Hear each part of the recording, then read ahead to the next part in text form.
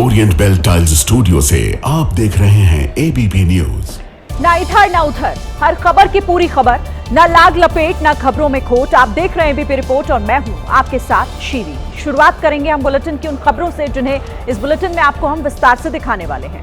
देखिए, भारत और इजरायल के बीच रक्षा व्यापार समेत कई अहम समझौते हुए हैं। पीएम मोदी ने कहा, आतंकवाद के लिए दुनिया में कोई जगह नहीं है। इधर जापान दौरे के आखिरी दिन योगी आदित्यनाथ ने सुपरफास्ट मैग्लेव ट्रेन का सफर किया। जापानी बच्चों ने मुख्यमंत्री को संस्कृत में श्लोक सुनाए हैं। किताब विवाद पर सुप्रीम कोर्ट ने एनसीईआरटी को फटकार लगाई। सीजेआई ने कहा, न्यायपालिका की गरिमा को बनाए रखना जरूरी है। 11 मार्च को अब इस मामले में अगली सुनवाई होगी। और राजस्थान के नागौर में स्कूल में खेलते खेलते एक 9 साल की बच्ची को हार्ट अटैक आ गया। 4 महीने पहले बड़े भाई की भी इसी तरह से असमय मौत हुई थी। अगर आपके बच्चे छोटे हैं और स्कूल जाते हैं तो फिर यह खबर आपको सावधान करने वाली है। महाराष्ट्र के नासिक से यह खबर है, जहां एक छात्र पर उसी के स्कूल के एक टीचर ने कार चढ़ा दी।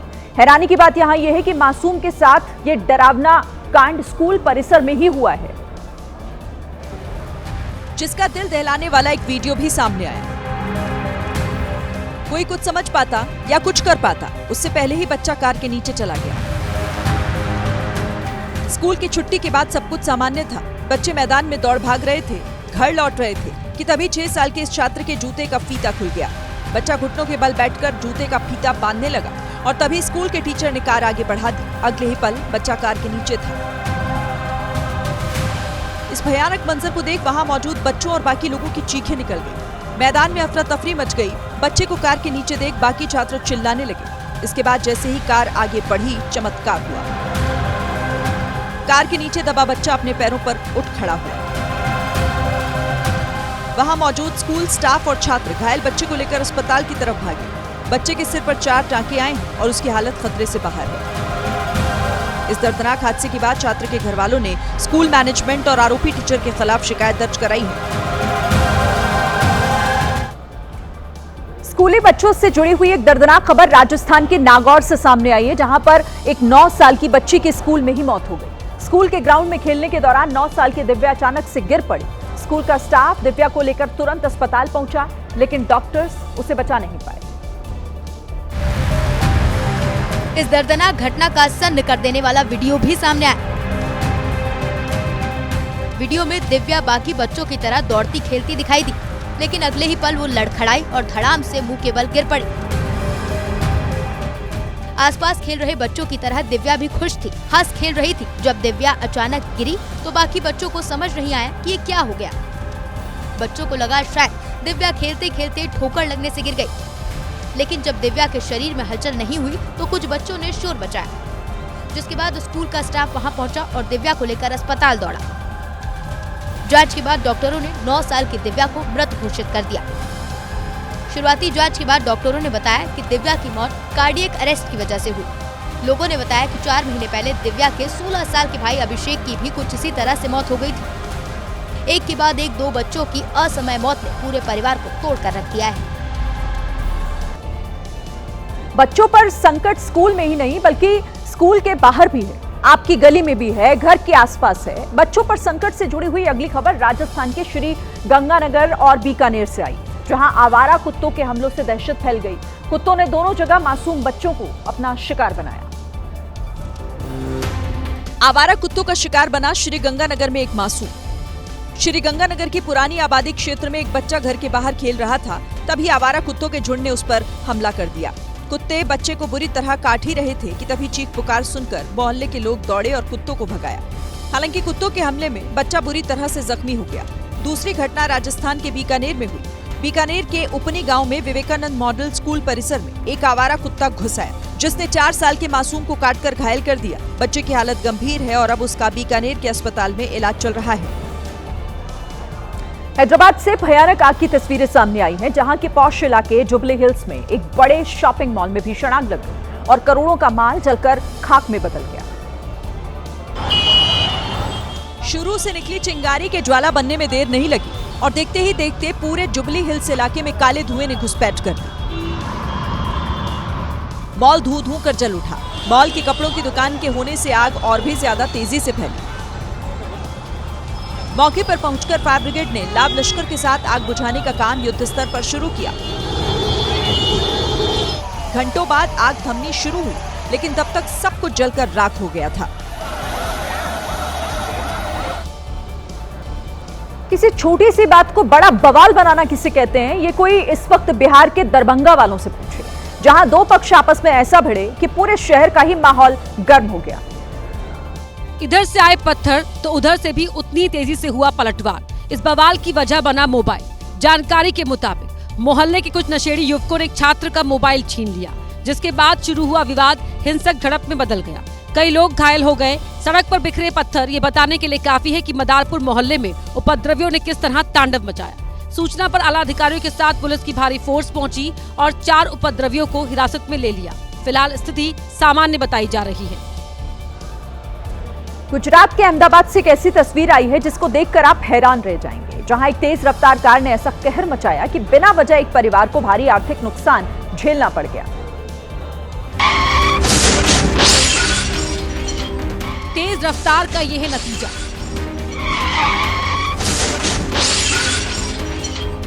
होंडा सिटी कार सवार ने ऐसी कार दौड़ाई कि सीधे वो इस बंगले से जा टकराई।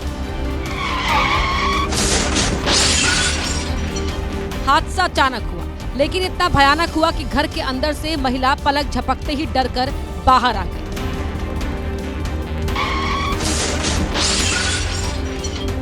इस कार ने न सिर्फ इस कोठी के गेट को तोड़ा, बल्कि बाहर खड़ी स्कूटी का भी काम तमाम कर दिया।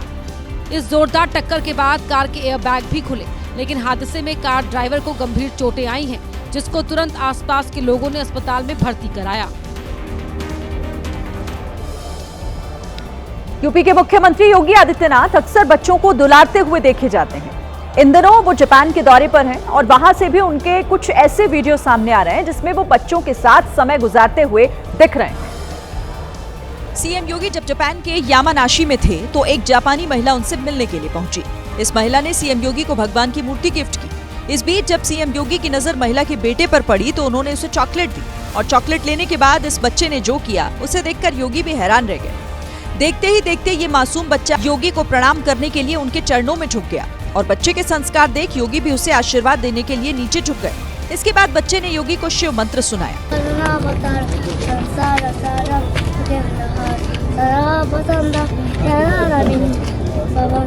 भवानी सहितम नमामि। शिव मंत्र पढ़ने में जब बच्चा फंसने लगा तो योगी ने उस मंत्र को पूरा करवाया। भवानी सहितम नमामि। इसके बाद एक दूसरी बच्ची आई, उसने भी योगी को प्रणाम किया। योगी ने उसे भी चॉकलेट दी और फिर सीएम योगी ने इस परिवार से विदा ले ली। सीएम योगी का बच्चों के साथ का एक और वीडियो भी सामने आया, जिसमें वो छोटे छोटे स्कूली बच्चों के साथ दिखाई दिए। यहाँ भी योगी ने बच्चों को चॉकलेट बांटे। जापान में सीएम योगी जहां जहां गए हर जगह उनका जलवा दिखाई दिया। इस बीच सीएम ने उस मैग्लेव ट्रेन की सवारी भी की जो पटरियों पर 500 किलोमीटर प्रति घंटे की रफ्तार से दौड़ रही थी। सीएम योगी ने अपने इस अनुभव को सोशल मीडिया पर भी शेयर किया।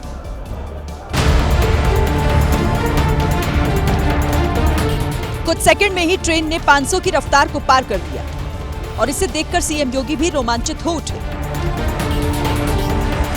चुंबकीय शक्ति से हवा में तैरते हुए ये ट्रेन 500 किलोमीटर प्रति घंटे की रफ्तार से दौड़ रही थी, और इसकी रफ्तार के साथ सीएम योगी उत्तर प्रदेश में आधुनिक और हाईटेक इंफ्रास्ट्रक्चर की संभावनाओं के बारे में सोच रहे थे। सीएम योगी ने स्पीड डिस्प्ले के साथ तस्वीर भी खिंचवाई, और इस दौरान वो बार बार ट्रेन की स्पीड देख रहे थे जो हर पल उन्हें चौंका रही थी। सीएम योगी ने करीब 100 किलोमीटर की दूरी इस मैग्लेव ट्रेन में सवार होकर तय की। इस वक्त एक बड़ी खबर आ रही है। अनिल अंबानी के खिलाफ सीबीआई ने बड़ा एक्शन लिया है। बड़ी कार्रवाई। रिलायंस कम्युनिकेशन केस में सीबीआई ने दर्ज की एफआईआर। बैंक ऑफ बड़ौदा की शिकायत पर यह केस दर्ज हुआ है। अनिल अंबानी के घर दफ्तर पर सीबीआई का छापा। 24 फरवरी 2026 को बैंक ऑफ बड़ौदा ने शिकायत दर्ज कराई थी। कल ईडी ने अनिल अंबानी के घर को कुर्क किया था, और आज ये दूसरा बड़ा एक्शन अनिल अंबानी के खिलाफ बैंक ऑफ बड़ौदा की शिकायत पर केस दर्ज किया गया है।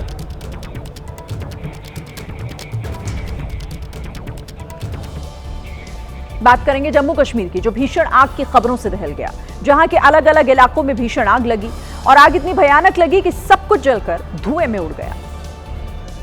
आप आपके सामने दो तस्वीरें हैं, पहली बांदीपोरा की और दूसरी श्रीनगर की। दोनों ही जगह ऐसी आग लगी कि शासन प्रशासन में हड़कंप मच गया। सबसे पहले आपको बांदीपोरा लेकर चलते हैं, जहां के मुख्य बाजार में आग लगी। तस्वीरों को देख किसी का भी दिल घबरा जाए। आग बाजार में लगी, इसीलिए पूरे इलाके में अफरा तफरी मच गई। इस बाजार की अधिकतर दुकान लकड़ी की बनी हुई है, इसलिए आग बेहद तेजी से फैली। वहीं राजधानी श्रीनगर में जहां आग लगी वो कपास कारखाना है। कारखाने में भारी मात्रा में कपास होने की वजह से यहां भी चिंगारी की ज्वाला बनते देर नहीं लगी और देखते ही देखते सब कुछ जलकर स्वाहा हो गया। केंद्रीय गृह मंत्री अमित शाह इन दिनों बिहार के दौरे पर हैं और इस दौरान उन्होंने अररिया के पास लेट्टी बॉर्डर पर एसएसबी कैंप का उद्घाटन किया। ये एसएसबी कैंप सीमा सुरक्षा के लिहाज से काफी महत्वपूर्ण है।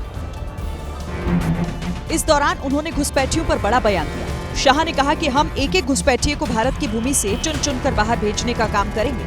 भारतीय जनता पार्टी की सरकार का पहला एजेंडा रहने वाला है कि सीमा पर बाढ़ का काम समाप्त करना और एक एक घुसपैठिए को चुन चुन कर देश के बाहर भेजना। अपने संबोधन में शाह ने यह भी बताया कि घुसपैठिए किस तरह राष्ट्र की सुरक्षा के लिए खतरा बन चुके हैं। घुसपैठिए सीट हमारे चुनाव को प्रभावित नहीं करते। गरीबों के राशन में भी वो हिस्सा ले जाते हैं। हमारी रोजगारी में भी हमारे युवाओं की सारी संभावनाओं को क्षीण करते हैं। गृह मंत्री ने चेतावनी देते हुए कहा कि अंतर्राष्ट्रीय सीमा से 10 किलोमीटर के दायरे में बने अवैध निर्माणों को चिन्हित कर ध्वस्त किया जाएगा। यूपी के महोबा में बीती रात एक भीषण सड़क हादसे ने 3 परिवारों की खुशियां उजाड़ दी। शादी समारोह से खाना बनाकर घर लौट रही 5 महिलाओं को तेज रफ्तार एक पिकअप ने रौंद डाला, जिसमें 3 महिलाओं की मौत हो गई। महोबा के कानपुर सागर राष्ट्रीय राजमार्ग पर यह खौफनाक हादसा हुआ। तेज रफ्तार पिकअप मौत बनकर आई और पैदल चल रही 5 महिलाओं को कुचलते हुए निकल गई। नींद में हो या नशे में हो, जो भी बात रही हो, रोलता हुआ चला गया। इस हादसे में तीनों ही महिलाओं ने तड़प तड़प कर दम तोड़ दिया, जबकि 2 महिलाओं की हालत नाजुक बताई गई। महिलाओं को टक्कर मारने के बाद पिकअप वाला बिना रुके वहां से निकल गया। हालांकि पुलिस ने जांच पड़ताल कर आरोपी ड्राइवर को अरेस्ट कर लिया। पॉक्सो एक्ट के तहत केस दर्ज होने के बाद स्वामी अभिमुक्तेश्वरानंद की मुश्किलें बढ़ती जा रही हैं। अब शंकराचार्य के मठ से जुड़ी रही एक लेखिका मीडिया के सामने आई और उन्होंने शंकराचार्य को लेकर जो दावा किया वो हैरान करने वाला था। और ये है शंकराचार्य के आश्रम में रह चुकी लेखिका भूमिका द्विवेदी। उन्होंने दावा किया कि आश्रम का माहौल पवित्र नहीं है और शंकराचार्य के मठ में कई सीक्रेट कैमरे हैं जहां किसी को भी जाने की इजाजत नहीं है। वहाँ के कुछ पोर्शंस हैं जो सीक्रेट हैं, वहाँ पे सबकी प्रवेश नहीं है। उनका तो बिल्कुल ही सेपरेट और सीक्रेट है, वहाँ तो कोई कभी जा ही नहीं सकता। ये कहाँ सोते हैं, वो ऐसा लोग कहते हैं कि वो जो उनकी मालकिन है उन्हीं के यहाँ जाकर सोते हैं। उन्होंने मठ के अंदर लग्जरी माहौल, स्विमिंग पूल, गुप्त और रहस्यमयी कमरे होने का दावा किया है, जिसका कंट्रोल स्वामी जी की सखी के पास है। एक ही महिला है, मालकिन है पूरे इसकी विद्या मठ की। वहाँ पे अगर पत्ता भी इधर से उधर होगा, अगर वहाँ पे एक जर्रा भी इधर से उधर होगा तो शी हैंडल। भूमिका द्विवेदी के मुताबिक मठ में आध्यात्मिक वातावरण की बजाय आधुनिक सुविधाएं ज्यादा दिखाई दी। शंकराचार्य अभिमुक्तेश्वरानंद के खिलाफ जहां नए आरोपों की बौछार हुई, तो वहीं इन आरोपों पर शंकराचार्य ने भी सफाई दी। साथ ही मठ में रहने वाली एक साध्वी भी सामने आई और सभी दावों और आरोपों को सिरे से खारिज कर दिया गया। मठ और उनके कमरे को लेकर किए जा रहे दावों पर शंकराचार्य ने कहा कि झूठी कहानी बनाकर फैलाई जा रही है। 1995 में इसका निर्माण हुआ और उसके बाद से ये मठ लोक कल्याण के कार्य निरंतर करता चला आ रहा है। जहाँ तक 5 मंजिला होने की बात है, ये ऐसी चीज़ नहीं होती है कि कोई जेब में रख करके छिपा ले। शंकराचार्य के मठ में रहने वाली एक साध्वी ने इन आरोपों को षड्यंत्र करार दिया। सरासर झूठ है और गुरुदेव जो गौ माता को राष्ट्र माता का सम्मान दिलाने के लिए जो उन्होंने आवाज़ उठाई है, उनकी आवाज़ को बंद करने के लिए ये सारा षड्यंत्र रचाया गया है। साध्वी ने आरोप लगाने वाले आशुतोष ब्रह्मचारी पर भी हमला बोला। उन्होंने कहा कि वो खुद कई मामलों में आरोपी हैं। वहीं शंकराचार्य के खिलाफ शिकायत करने वाले आशुतोष ब्रह्मचारी लगातार नए नए खुलासे कर रहे हैं। आशुतोष ब्रह्मचारी ने आरोप लगाया कि अभिमुक्तेश्वरानंद ने सनातन धर्म का चोला ओढ़कर घिनौना अपराध किया है। और मीडिया से बातचीत करते हुए आशुतोष ब्रह्मचारी ने यहाँ तक दावा कर दिया कि शंकराचार्य को फांसी होकर रहेगी। मेडिकल में बिल्कुल साफ साफ आ गया है कि इन्होंने ऐसा किया है, पुष्टि हो रही है। और हमारे भटुक के भी दोनों के 183 BNS की धारा में माननीय न्यायालय ने क्रमबद्ध बयान भी ले ली है और सभी साक्ष्य साबित हो रहा है कि प्रथम दृष्टा कि इन्होंने हुक्म किया, फांसी के फंदे से कोई रोक नहीं सकता है। वहीं यूपी के मंत्री ओपी राजभर ने भी शंकराचार्य पर तंज कसा। शंकराचार्य का काम होता है इस धर्म मजहब के हैं अपने धर्म का प्रचार प्रसार करना, लोगों को एक दिशा देना। साधु महात्मा का काम होता है शंकराचार्य का एक उपदेश देना, न कि मुख्यमंत्री और प्रधानमंत्री से लड़ाई करना। जौनपुर पहुंचे जगत गुरु राम भद्राचार्य से जब इस मामले में सवाल किया गया तो वो बिना कुछ बोले वहां से चले गए। इधर महाराष्ट्र के कल्याण रेलवे स्टेशन से एक हैरान करने वाली तस्वीर सामने आई। यहां महिला डिब्बे में सफर कर एक युवती पर कुछ महिला यात्रियों ने हमला बोल दिया और बाल खींचकर युवती को डिब्बे से नीचे भी उतार दिया। प्लेटफॉर्म पर मौजूद दबंग महिलाओं ने पहले ब्लैक एंड व्हाइट टॉप पहने युवती का हाथ पकड़कर उसे बाहर खींचा और जब युवती ने विरोध किया तो दबंग महिला ने उसे धक्का दे दिया, जबकि उसके साथ ही ट्रेन में मौजूद दूसरी महिला यात्री को बाहर खींचने लगी। बाद में जिस महिला को दबंग महिलाओं ने बाहर खींचा शायद वो उन्हीं के साथी थी, क्योंकि उसने खींचने पर विरोध नहीं किया। लेकिन हैरानी की बात ये कि दबंग महिलाओं ने पहले जिस युवती को बाहर खींचा था वो दोबारा डिब्बे में चढ़ने लगी तो दबंग महिला फिर से उससे भिड़ गई। पहले अभद्र टिप्पणी की, फिर जब किसी तरह डिब्बे में चढ़ गई तो बालों से पकड़कर बाहर खींच लिया। इसी दौरान ट्रेन भी चल दी। वहीं युवती के साथ हुई दबंगई या कहिए गुंडाई का वीडियो सोशल मीडिया पर तेजी से वायरल हो रहा है। पंजाब के पठानकोट में भारतीय सेना की पश्चिमी कमान ने युद्ध क्षमता का प्रदर्शन किया, जिसकी धमक सीमा के उस पार पाकिस्तान के रावलपिंडी तक सुनाई दी। दरअसल सैन्य क्षमता के प्रदर्शन के साथ भारतीय सेना ने यह साफ संदेश दिया कि पाकिस्तान की किसी भी हरकत का अंजाम क्या होगा। बारूदी शोले उगलते टैंक, आसमान में हिंद की ताकत दिखाती ड्रोन यूनिट, तेज, सटीक और किसी भी हालत से निपटने के लिए तैयार निर्भीक भैरव कमांडो। पठानकोट में आयोजित कार्यक्रम में भारतीय सेना ने जमीन से आसमान तक आधुनिक हथियारों और रणनीतिक क्षमता का प्रदर्शन किया और बता दिया कि दुश्मन ने फिर से कोई हरकत की तो उसे घुटनों पर आना होगा। इस बार जीत सिर्फ उसके टेररिस्ट बेसेस, पोस्ट और एयर बेस को बर्बाद कर नहीं होगी, इस बार जीत जमीन पर भी होगी। अभ्यास के दौरान अत्याधुनिक टैंक, बख्तरबंद गाड़ियों और दुश्मन के हर मूवमेंट को डिटेक्ट करने में सक्षम रडार तकनीक का भी प्रदर्शन किया गया। प्रधानमंत्री मोदी ने अपने इजरायल दौरे में जो छाप छोड़ी है उसकी चर्चा इस वक्त पूरी दुनिया में है। आज इजरायल में मोदी सुपरहिट रहे। वहां की संसद में उनका भाषण हुआ तो पूरी दुनिया ने उसे सुना। प्रधानमंत्री के आने से लेकर उनके जाने तक इजरायल की संसद ने हर सेकंड भारत के प्रधानमंत्री को स्पेशल फील करवाया। उनके भाषण के दौरान बार बार तालियां बजती रही। तालियों की गड़गड़ाहट के बीच ही प्रधानमंत्री मोदी ने इजरायल की संसद में एंट्री ली। इजरायल के स्पीकर ने उन्हें नमस्ते किया तो संसद मोदी मोदी के नारों से गूंज उठी। His Excellency Narendra Modi, नमस्ते।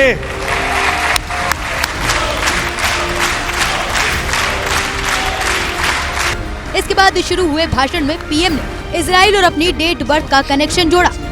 I was born on the same day that India formally recognized Israel, September 17, 1950.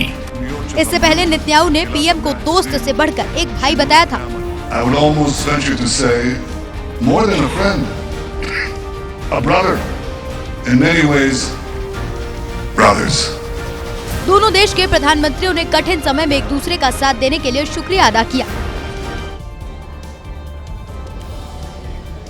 कल भारतीय समय अनुसार देर रात जब हमारे देश में लोग सोने चले गए थे तब इजरायल में भारत की जय जयकार हो रही थी। इजरायल की संसद में प्रधानमंत्री की एंट्री से लेकर उनके एग्जिट तक तालियां बजती रही। जब वो आए तो तालियों के साथ उनका स्वागत हुआ। वो आगे बढ़ते दिखे। इसके बाद उन्होंने अपना भाषण दिया जिसे पक्ष और विपक्ष दोनों शांति से सुन रहे थे।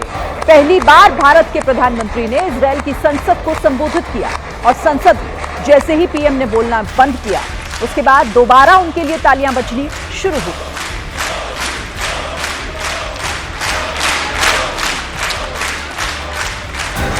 वहाँ मौजूद एबीपी न्यूज की टीम ने देखा कि संसद ने किस तरह से पीएम का सम्मान किया था।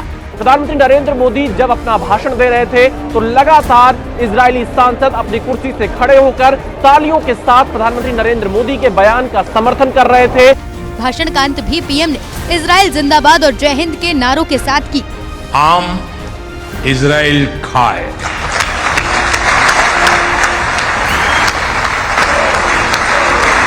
जय हिंद। इसके बाद प्रधानमंत्री को इजराइल की संसद का सर्वोच्च सम्मान दिया गया। पहली बार किसी वर्ल्ड लीडर को ये सम्मान मिला। फिर जाते जाते इजराइल के सांसदों के बीच पीएम के साथ फोटो खिंचाने की होड़ लगी। कोई बैक कैमरा तो कोई सेल्फी से ये मूवमेंट कैप्चर कर रहा था। इजराइल में रहने वाले वो 42,000 भारतीय मूल के लोग भी आज भारत के प्रधानमंत्री को देखकर उत्साहित थे। पीएम जब होटल पहुंचे तब उनके स्वागत में काफी लोग वहां पहुंचे हुए थे। प्रधानमंत्री के सामने एक दिव्यांग महिला ने देशभक्ति के गाने गाए।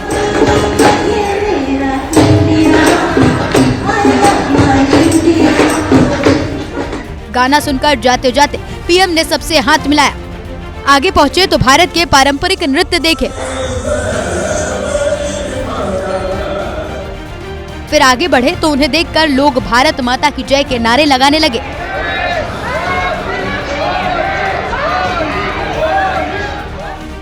नेतन्याहू भी भारतीय रंग में रंगे। उन्होंने भारतीय परिधान पहनकर पीएम से मुलाकात की और सोशल मीडिया पर हिंदी में लिखा, हमारे संयुक्त रात्रि भोज से पहले मैंने अपने मित्र प्रधानमंत्री को पारंपरिक भारतीय परिधान पहनकर चौंका दिया। जब तक पीएम इजराइल में रहे, नेतन्याहू ने उनके सम्मान में कोई कमी नहीं आने दी। इस मान सम्मान के साथ बंद कमरे में कुछ डील्स भी हो गई हैं। इजराइल से भारत के लिए उड़ान भरने से पहले मोदी और नेतन्याहू के बीच डेलीगेशन लेवल की बातचीत हुई, जिसके बाद भारत और इजराइल ने मीडिया के सामने आकर एमओयू पर साइन भी किए। दोनों देशों ने साझा प्रेस कॉन्फ्रेंस भी की। रक्षा के क्षेत्र में हमारा दशकों पुराना विश्वसनीय सहयोग रहा है। मुझे खुशी है कि इजराइल में यूपीआई के इस्तेमाल के लिए समझौता किया गया है। अब इजराइल में भले ही विपक्ष के सांसद भी मोदी का स्वागत कर रहे हों, लेकिन हमारे अपने देश में उनके दौरे पर तंज कसे गए हैं। कांग्रेस से लेकर मुस्लिमों की राजनीति करने वाली पार्टियां प्रधानमंत्री के बयान का विरोध कर रही हैं। कांग्रेस ने प्रधानमंत्री मोदी को फिलिस्तीन को ना भूलने की हिदायत दी। भारत हमेशा फिलिस्तीन के साथ भी खड़ा है, ये भूल जाते हैं वो बोलना। गजा के नरसंहार पे वो मुंह से आवाज नहीं निकलती। प्रधानमंत्री नेतन्याहू से गले मिल रहे थे तो ओवैसी ने कहा, इजरायली पीएम नेतन्याहू को हमेशा गजा का नरसंहार करने के लिए याद रखा जाएगा। वो एक युद्ध अपराधी हैं। कश्मीर में राजनीति करने वाली महबूबा मुफ्ती भी कहती हैं कि पूरी दुनिया इजरायल के प्रधानमंत्री के खिलाफ है। एक अपराधी को गले लगाना अच्छा संकेत नहीं है। विपक्ष का आरोप है कि इस दौरे से भारत और फिलिस्तीन के संबंधों में खटास आएगी। अपने दौरे के दौरान आज प्रधानमंत्री मोदी होलोकॉस्ट रिमेम्बरेंस सेंटर भी पहुंचे, जहां उन्होंने नाजी शासकों की तरफ से मारे गए निर्दोष लोगों को श्रद्धांजलि अर्पित की। इस दौरान पीएम ने उत्तराखंड की टोपी पहनी हुई थी, जिस पर बीजेपी सांसद अनिल बलूनी ने कहा कि ये टोपी पहनकर उत्तराखंड के वीर सपूतों के प्रति सम्मान दिखाया है।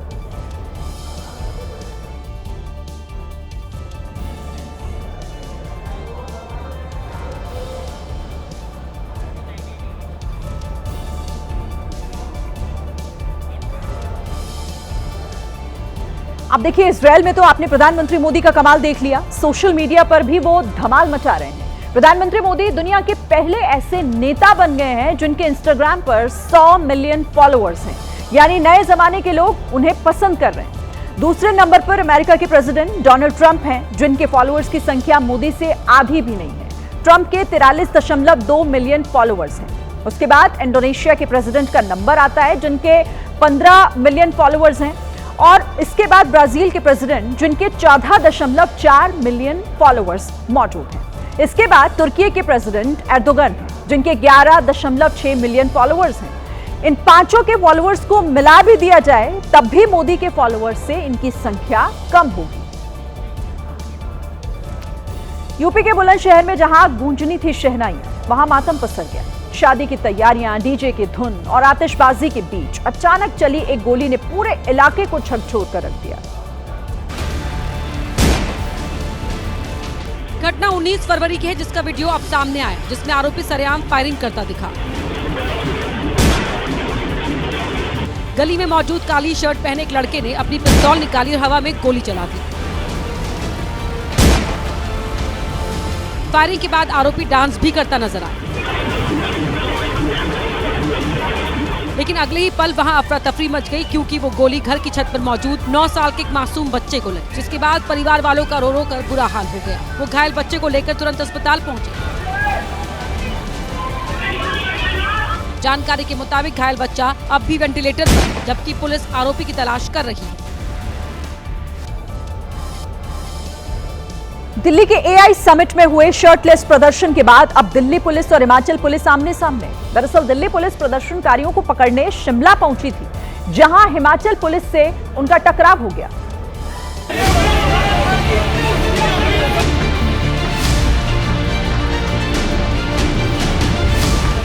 टकराव इसलिए हुआ क्योंकि हिमाचल पुलिस का आरोप है कि दिल्ली पुलिस बिना बताए शिमला में आकर गिरफ्तारी कर रही थी।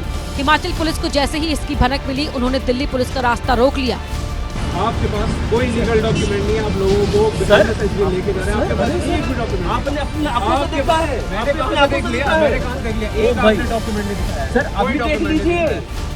हिमाचल पुलिस ने दिल्ली पुलिस की कार्रवाई को गैर कानूनी बताया और गिरफ्तारी करने आए दिल्ली पुलिस के जवानों पर एफआईआर दर्ज कर ली। मेरे काल पर रिमांड नहीं लेना सर, मुझे बताइए, मैं भी पेश कर सकता हूं, नहीं लेना आपने, मैं अपने कोर्ट में पेश कर सकता हूं। अभी आप किसी जाएंगे, आपके ऊपर एफआईआर में बोलो, मेरे को आपसे तो सर एफआईआर। कुछ इस तरह आधी रात को बीच हाईवे पर जमकर बवाल हुआ। अब बवाल की मुख्य वजह रही दिल्ली पुलिस का शिमला जाकर आरोपियों को पकड़ना। शिमला पुलिस ने यह दावा किया कि किडनैपर की तरह दिल्ली पुलिस ने आरोपियों की गिरफ्तारी की है। सिर्फ इतना ही नहीं, शिमला पुलिस ने आरोप लगाया कि यूथ कांग्रेस के तीनों कार्यकर्ताओं को रोहडू के एक रिजॉर्ट से बिना सही डॉक्यूमेंट के ले जाया जा रहा था। हिमाचल पुलिस ने बिना कोई रसीद दिए रिजॉर्ट का सीसीटीवी, डीवीआर जब्त करने का भी आरोप लगाया, तो वहीं दिल्ली पुलिस दलील देती रही कि वो लीगल कार्रवाई कर रही है। मैं पहले एफआईआर, मेरी एफआईआर रजिस्टर है 20 तारीख की। 20 तारीख में मैं आज सुबह अरेस्ट कर चुका हूँ। अरेस्ट करके मैं ले जा रहा हूँ जहाँ मुझे आपने रोक रखा है पूरे दिन भर से, और अब मुझे नाके पे आप रोक रहे हैं सर। शिमला एसपी ने दिल्ली पुलिस की एक नहीं सुनी और मीडिया के सामने ही उन्हें कार्रवाई की धमकी दी।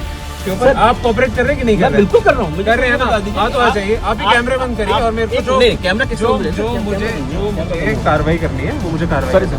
बताया जा रहा है कि टकराव के बीच हिमाचल पुलिस ने दिल्ली पुलिस के 15 जवानों को भी हिरासत में ले लिया। देखिए, काफी देर तक बहस होने के बाद मामला कंट्रोल में आया। इसके बाद आरोपियों का मेडिकल कराया गया, फिर ट्रांजिट रिमांड के लिए आरोपियों को शिमला के सीजीएम जज के घर पर पेश किया गया।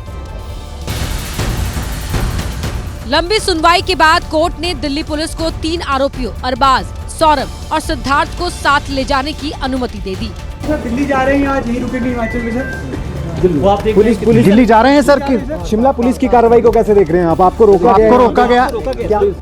कोर्ट के आदेश के बाद दिल्ली पुलिस आरोपियों को लेकर शिमला से रवाना हो गई। क्या आपको कोई पछतावा है आपने एआई समिट में जो कुछ किया था? क्या कोई पछतावा है? बताया जा रहा है कि दिल्ली पुलिस और हिमाचल पुलिस के बीच ये टकराव अभी और बढ़ सकता है। आशंका है कि एफआईआर के जवाब में दिल्ली पुलिस भी एक क्रॉस एफआईआर दर्ज कर सकती है, जिसमें सरकारी कार्य में बाधा डालने की धाराओं में केस दर्ज किया जा सकता है। एआई समिट हंगामा मामले में कल हिमाचल से गिरफ्तार आरोपियों से जुड़ी एक बड़ी खबर आ रही है। पटियाला हाउस कोर्ट ने आरोपियों को 3 दिन के पुलिस रिमांड पर भेजा है। कल हाई वोल्टेज ड्रामे के बाद दिल्ली पुलिस ने शिमला से यूथ कांग्रेस के 3 कार्यकर्ताओं को गिरफ्तार किया गया था। मामले में अब अगली सुनवाई 1 मार्च को होगी। तो हिमाचल से गिरफ्तार आरोपियों की पुलिस रिमांड 3 दिन की पुलिस रिमांड पर भेजे गए हैं ये 5 आरोपी।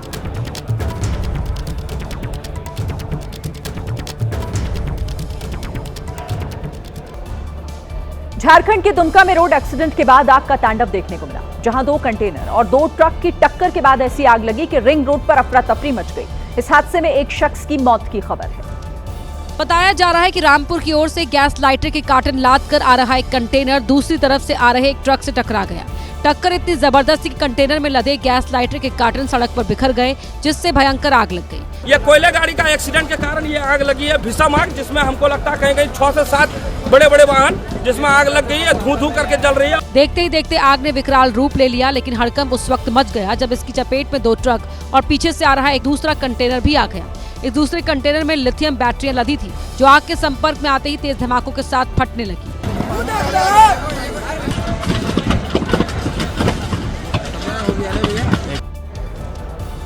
राजस्थान की राजधानी जयपुर में सरेआम हुई तलवारबाजी की घटना ने पूरे इलाके में दहशत फैला दी। बाइक सवार बदमाशों ने 2 युवकों पर तलवार और डंडों से हमला कर दिया, जिसमें एक युवक गंभीर रूप से घायल हो गया। ये घटना भट्टा बस्ती इलाके की है, जहां बदमाशों ने स्कूटी पर जा रहे 2 युवकों को पहले धक्का मारकर गिरा दिया और फिर उस पर टूट पड़े। किसी के हाथ में तलवार थी तो किसी के हाथ में डंडा था। अचानक हुए हमले से घबराए युवक अपनी जान बचाने के लिए पास के एक मकान में घुस गए। आरोपी भी पीछा करते हुए घर में दाखिल हो गए और वहां भी हमला कर दिया। हंगामा सुनकर आसपास के लोग मौके पर जमा हो गए, जिसके बाद आरोपी फरार हो गए। सोशल मीडिया पर घूंघट वाली दादियों का एक वीडियो वायरल हो गया है। वीडियो राजस्थान के अजमेर का है, जहां पारंपरिक वेशभूषा पहनी बुजुर्ग महिला बाइक चलाती हुई दिखाई दी। बाइक पर 1 नहीं 2 नहीं बल्कि 3 और लोग बैठे हुए नजर आए। पारंपरिक लहंगा चुनरी पहने हुए एक महिला बाइक को स्टार्ट करती है, जबकि पीछे 2 और महिलाएं बैठी हुई हैं। महिला बाइक को आगे बढ़ा पाती है। इससे पहले एक और बुजुर्ग शख्स बाइक पर बैठ गया।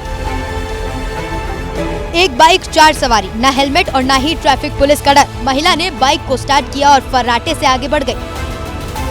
दादियों का अंदाज देखकर लोग हैरान रह गए। हालांकि कुछ लोगों ने सड़क सुरक्षा नियमों का हवाला देते हुए चिंता भी जताई। और दिल्ली से सटे हुए गाजियाबाद का एक वीडियो सोशल मीडिया पर खूब वायरल हो रहा है। इस वीडियो में एक हिंदूवादी नेता एक मुस्लिम शख्स की नॉनवेज की दुकान जबरन बंद करवाते हुए और फिर उसे धमकाते हुए नजर आया।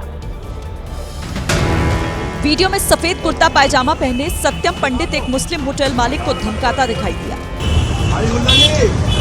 मंगलवार में मेरी दुकान चल रही है, परमिशन है मंगलवार की परमिशन है। मालिक कौन है? मालिक आप हो? मंगलवार बंद करो तुरंत। अरे बंद करो, हटाओ तुरंत। सामने मंदिर नहीं दिख रहा तुम्हें? इतनी शर्म नहीं, मंगलवार कुत्ते क्या पड़ रहा है? सत्यम की दादागिरी यही नहीं थी। उसने कहा कि अगर मंगलवार को नॉनवेज की दुकान खोली तो आग लगा दूंगा। अंदर कर 1 मिनट में अंदर कर। और मंगल को दुकान खुली दिख रही ना, आग लगा दूंगा 1 मिनट में। दिन दहाड़े गुंडागर्दी का ये वीडियो सत्यम पंडित नाम के इस कथित हिंदूवादी नेता ने खुद बनवाया और फिर उसे फेसबुक पर पोस्ट कर दिया। वीडियो वायरल होने के बाद गाजियाबाद पुलिस का कहना है कि इस मामले में उचित कार्रवाई की जाएगी। इससे पहले अगस्त 2024 में भी सत्यम पंडित का एक वीडियो वायरल हुआ था, जिसमें उसने बांग्लादेशी और रोहिंग्या को लेकर धमकी दी थी। न्यायपालिका के बारे में विवादित बातों वाली एनसीईआरटी की किताब पर सुप्रीम कोर्ट ने रोक लगा दी। इसके साथ ही सर्वोच्च अदालत ने बड़े अधिकारियों को कारण बताओ नोटिस भी जारी किया है। एनसीईआरटी ने क्लास 8 की किताब में न्यायपालिका में भ्रष्टाचार और मुकदमों के लंबित रहने को लेकर चर्चा की गई थी। इसे कोर्ट ने पहली नजर में आपराधिक अवमानना माना। हालांकि सुनवाई से पहले ही एनसीईआरटी ने अपनी गलती पर खेद जताते हुए किताब को वापस लेने की बात कही थी और सुनवाई के दौरान कोर्ट में ये भी बात बताई गई, लेकिन जज इससे संतुष्ट नहीं हुए, क्योंकि सुनवाई से पहले सुप्रीम कोर्ट के सेक्रेटरी जनरल ने एनसीईआरटी के निदेशक को चिट्ठी लिखी थी और तब एनसीईआरटी के निदेशक ने विवादित चैप्टर को सही ठहराया था। चीफ जस्टिस ने कहा कि ऐसा लगता है कि किताब में जो विवादित चैप्टर है उसे सोच समझ कर रखा गया था और हम जानना चाहते हैं कि इसके पीछे कौन लोग हैं। अब इस मामले की अगली सुनवाई 11 मार्च को होगी। इससे पहले बुधवार को चीफ जस्टिस ने सख्त लहजे में कहा था कि किसी को भी न्यायपालिका को बदनाम करने की अनुमति नहीं दी जा सकती। हालांकि अब शिक्षा मंत्रालय ने भी इस मामले पर खेद जताया है। और अब खेल के मैदान से आपको एक बड़ी खबर बता दें। T20 वर्ल्ड कप में आज भारत के लिए आर या पार का मुकाबला। बड़ी खबर इससे जुड़ी ये है कि जिम्बाब्वे ने टॉस जीत लिया है और भारत को बल्लेबाजी का न्योता दिया है। T20 वर्ल्ड कप में आज भारत जिम्बाब्वे का मुकाबला। मुकाबले से पहले भारत के लिए अच्छी खबर भी है। दक्षिण अफ्रीका ने वेस्टइंडीज को 9 विकेट से हरा दिया है। जीत के साथ सेमीफाइनल में पहुंचा दक्षिण अफ्रीका। जीएस तिवेक और रवीश बिस्ट भी हमारे साथ होंगे, लेकिन सबसे पहले आपको ये बड़ी खबर मैं बता दूं कि T20 वर्ल्ड कप में भारत जिम्बाब्वे का मुकाबला, जिसमें जिम्बाब्वे ने टॉस जीता है और भारत की पहले बल्लेबाजी, इस वक्त की ये बड़ी खबर। और दूसरी तरफ सेमीफाइनल में दक्षिण अफ्रीका पहुंच गया है, तो इस लिहाज से ये भारत के लिए अच्छी खबर किस तरह से है, इस पर भी हम बात करेंगे। तो बड़ी खबर खेल के मैदान से, T20 वर्ल्ड कप से जुड़ी हुई ये इस वक्त की बड़ी खबर। भारत पहले बल्लेबाजी करेगा। जिम्बाब्वे ने टॉस जीता है और भारत को पहले बल्लेबाजी का मौका दिया है। इस वक्त की बड़ी और अहम खबर है ये। साथ ही जिस तरह से जो दूसरा मुकाबला चल रहा था उस पर भी भारत की निगाहें टिकी हुई थी, जिसमें दक्षिण अफ्रीका ने वेस्टइंडीज को हरा दिया। 9 विकेट से वेस्टइंडीज को हार का सामना करना पड़ा था और अब जीत के साथ सेमीफाइनल में दक्षिण अफ्रीका की टीम पहुंच चुकी है।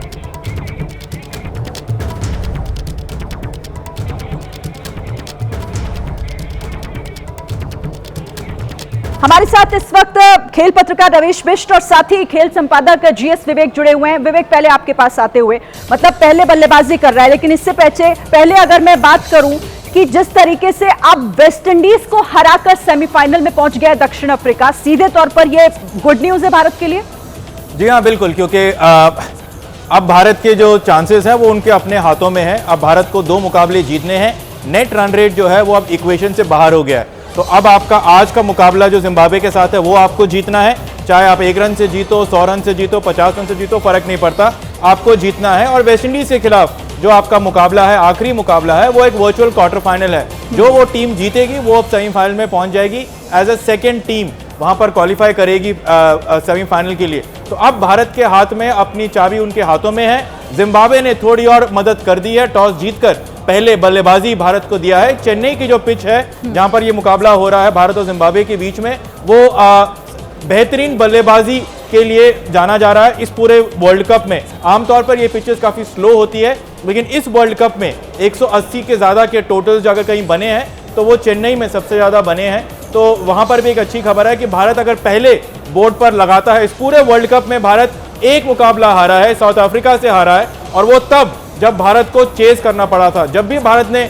पहले बल्लेबाजी करी है, भारत ने मैच जीता है। तो यहां पर एक बार फिर भारत की पहले बल्लेबाजी है और 2 चेंजेस हुए हैं। संजू सैमसन आए हैं, वो ओपन करेंगे अभी अभिषेक शर्मा के साथ, और उसके साथ रिंकू सिंह की जगह संजू सैमसन आए हैं और दूसरा अक्षर पटेल आए हैं वॉशिंगटन सुंदर की जगह पर। तो बैटिंग भी अभी भी लंबी है और जो लेफ्ट राइट का कॉम्बिनेशन है उसको भी ठीक करने की कोशिश करी है।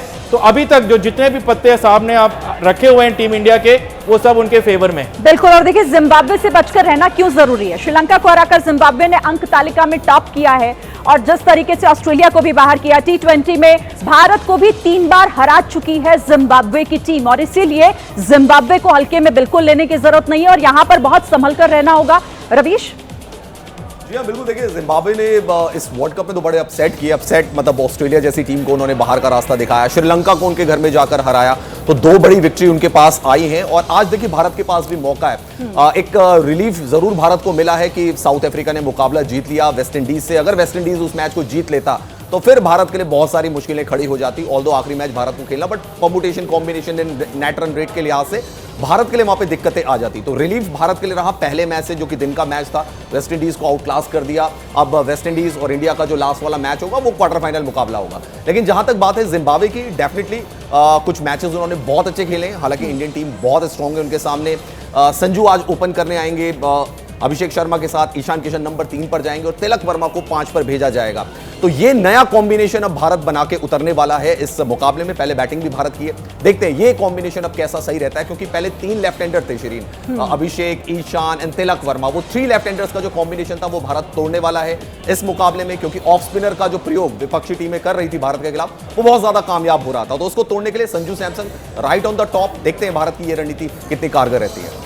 विवेक, आपके हिसाब से ये बदलाव और ये जो बदली हुई रणनीति है, ये किस तरीके से आप देख रहे हैं? ये हेल्प करेगा भारत को या फिर इसके पीछे की वजह आप क्या समझाएंगे हमारे दर्शकों को? देखिए, जब आप एक मुकाबला हारते हैं और एक बड़ा मुकाबला हार जाते हैं तो जिससे आपकी मुश्किलें बढ़ जाती हैं। तो अभी आपके सामने सबसे बड़ा प्रॉब्लम क्या है? सबसे बड़ा प्रॉब्लम ये है कि भारत का जो टॉप ऑर्डर है वो फायर नहीं कर रहा। ये बात lefty, righty, spinner, off spinner की बात नहीं है। सिंपल सी बात है कि टॉप ऑर्डर इंडिया का मिसफायर कर रहा है। टॉप ऑर्डर में अभिषेक शर्मा के रन नहीं बने हैं, ईशान किशन ने 1 मैच में रन बनाया है, उसके अलावा तिलक वर्मा जो नंबर 3 पर खेल रहे हैं उनके भी रन नहीं हुए हैं। तो वहां पर आपको कुछ ना कुछ चेंजेस करने हैं। क्या आपके पास ऑप्शंस है? ऑप्शन आपके पास है संजू सैमसन, जो अभी तक के मुकाबलों में ज्यादा रन नहीं करा है, लेकिन आज आपने उसको ऊपर लेके रखा हुआ है। तो उसके अलावा यहाँ पर बहुत ज़्यादा इस पर दिमाग लगाने की और एनालाइज करने की ज़रूरत नहीं है।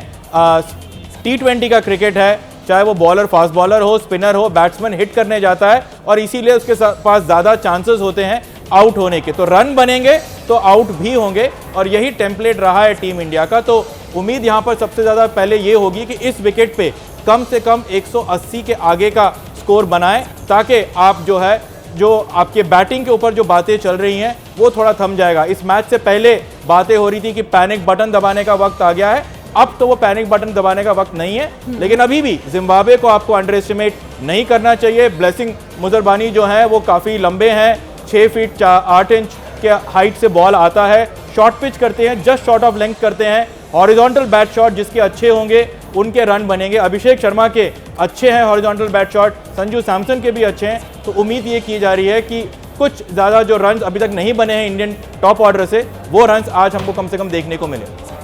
रविश, इसी बात को आप आगे बढ़ाइएगा जो बार बार कह रहे हैं टॉप ऑर्डर की बात का जो जिक्र यहाँ पर विवेक ने किया। अब जिम्बाब्वे, आप भी कह रहे हैं, विवेक भी कह रहे हैं और सब ये बात मानते हैं कि जिम्बाब्वे को हल्के में नहीं लिया जा सकता, क्योंकि उसने कई बार इस बार चौंकाने का काम किया है। कई ऐसे मुकाबले हमने देखे जिसमें जिम्बाब्वे को लेकर कहीं ना कहीं यहाँ पर ये तो कहा जा सकता है कि आज अलर्ट रहना होगा, बच के रहना होगा। देखिए, इंडिया के पास कोई ऑप्शन नहीं है, उनको दोनों मुकाबले जीतने हैं। श्री जिम्बाब्वे को भी हराना है, बेटर तरीके से हराएं तो कॉन्फिडेंस और मिलेगा और फिर आप वेस्ट इंडीज के खिलाफ उस मुकाबले में जाएंगे। लेकिन देखिए, एक पैनिक सिचुएशन इंडिया के लिए आई थी, क्योंकि अगर वेस्ट इंडीज ने साउथ अफ्रीका को हरा दिया होता पहले वाले मुकाबले में, तो भारत तो वर्चुअली आउट हो जाता ना सेमीफाइनल की रेस से। ये इतने सारे जो बदलाव किए जा रहे हैं, बैटिंग ऑर्डर क्यों बदल रहे हो आप? मतलब तिलक वर्मा को आप नंबर 5 आज खिलाओगे, संजू सैमसन को आप ओपन कराओगे। संजू सैमसन, जब आपको जिम्बाब्वे के खिलाफ मैच में इतने प्रयोग करने पड़ जाएं और आपको अपनी बेंच स्ट्रेंथ को लाकर वहां पे आजमाना पड़ जाए, रिंकू सिंह को बाहर करना पड़ जाए, वॉशिंगटन सुंदर बाहर, अक्षर पटेल अंदर, संजू सैमसन अंदर, अंदर से भी ऊपर तिलक वर्मा नंबर 5 पे, आप परम्यूटेशन कॉम्बिनेशन चेंज कर रहे हैं, आपको कहीं ना कहीं तो भाई कुछ तो आपको पिंच हुआ है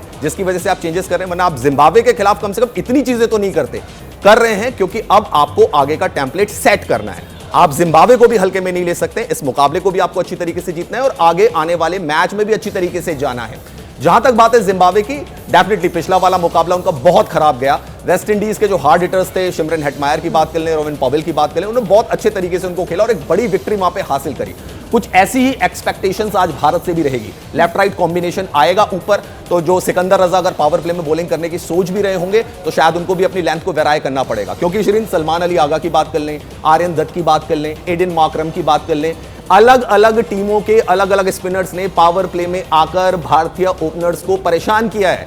इसीलिए संजू सैमसन ऊपर आ रहे हैं, इसीलिए लेफ्ट राइट कॉम्बिनेशन फिर से बनाया जा रहा है। और अब देखते हैं भारत के पास, देखिए पहले बैटिंग है, बनाइए बड़ा स्कोर और कॉन्फिडेंस को हासिल करिए, जो कि साउथ अफ्रीका के खिलाफ थोड़ा सा मुझे लगता है नीचे गया था। चलिए, वक्त की कमी है, लेकिन बहुत शुक्रिया रवीश आपका भी और जीएस विवेक आपका भी। तो देखिए जिस तरीके से अब ये गुड न्यूज भारत के लिए आई है और साथ ही साथ मुकाबला शुरू हो चुका है, पहले बल्लेबाजी कर रहा है भारत। तमाम अपडेट आप तक हम पहुंचाएंगे।